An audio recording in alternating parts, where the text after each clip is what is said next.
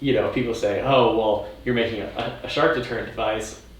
You've got to go and put it on your own body and test it, and stakes are a little higher. You're making a safety device. It's not something that you can just throw out there willy-nilly and say, all right, trust us. But the reason why we chose this group of scientists to work with was because the technology had been researched and developed over a period of 10 years, and all these different scientific groups had done research on the effect of permanent magnets to deter sharks. And what were they using? What was the research for initially?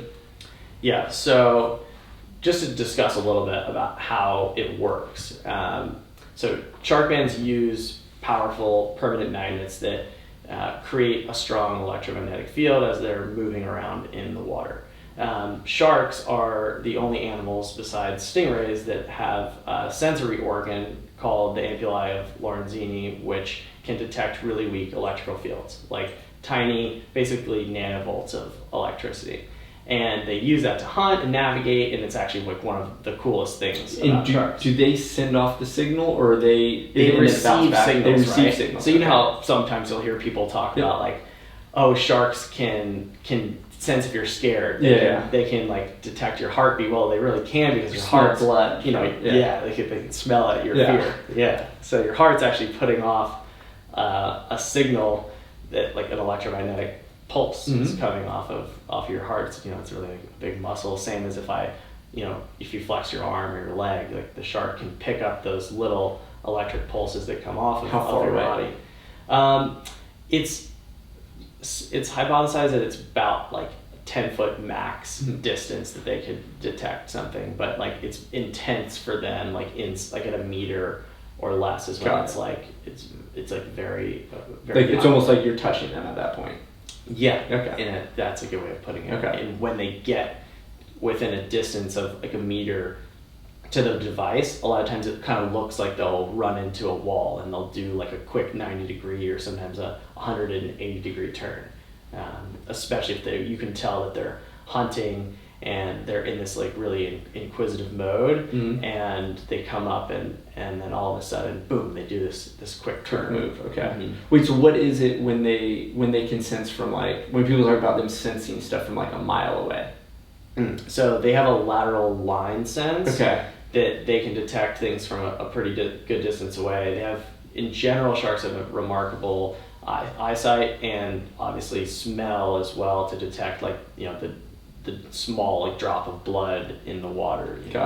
They can pick that up from a very long distance away. Okay. It's likely that in most cases, because you don't need an injured fish to attract sharks, but they effectively will attract sharks. But if you just put out chum into the water, the sharks will smell it from a long distance away, and then depending on which way the current's going, then they'll come and find you. And then as they get closer, they're using more of that electromagnetic field to identify. Yeah, that's sort of like the final stage. Okay. It's like they lock in using that in the lateral line sense. Okay. Okay. So so they're using this sense. So it's sharks and stingrays. What was the scientists you guys met up with? What were they originally testing these magnets for? Yeah, it's kind of a cool discovery story where they were working on a different project with magnets, and they happened to accidentally drop one in a tank where they had some small sharks, and the shark came over to check this magnet out, and it freaked out and took off, and they were like, oh my God, what was that? And this was 2005, and it ended up blossoming into this whole field of research in how sharks react to electromagnetic fields and permanent magnets. So they figured out, okay, which magnets work the best, which shape, which size, which material, and all of that. And so all of that knowledge and science has been embodied in this device that we've created. Got it. And so they weren't looking to produce anything; they were just testing. So they ended up just taking, when they made that diversion into working intensely with this technology, they originally wanted to use it to help reduce shark bycatch in fisheries on long lines and hook and line, which is a huge global problem. You have shark depredation, which is when a shark eats a hooked fish either partially or completely off of a fishing line, and that is a problem that's growing in size around the world, and it's bad for the economy because fishermen are losing thousands of dollars of fish per day in certain areas. They lose the equipment. You have to drive further distances, which uses gas, which is obviously bad for the environment and your wallet. And then you have sharks that are killed because they're caught on these lines as well. And that's probably the resentment from the fishermen too, right? Of like, well, let's kill the sharks because they're taking our... Great point. Yeah. Exactly. That definitely happens. You'll hear stories of fishermen that carry guns on their boat, and when they see sharks, they just shoot them in the head. Which, it's crazy. It's obviously super illegal. Yeah.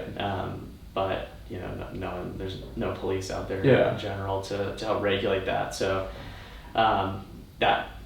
that's a big global issue. So they were really trying to work on some of that, which now actually we've taken on, and it's one of the projects I'll Nice. get into Okay. with you.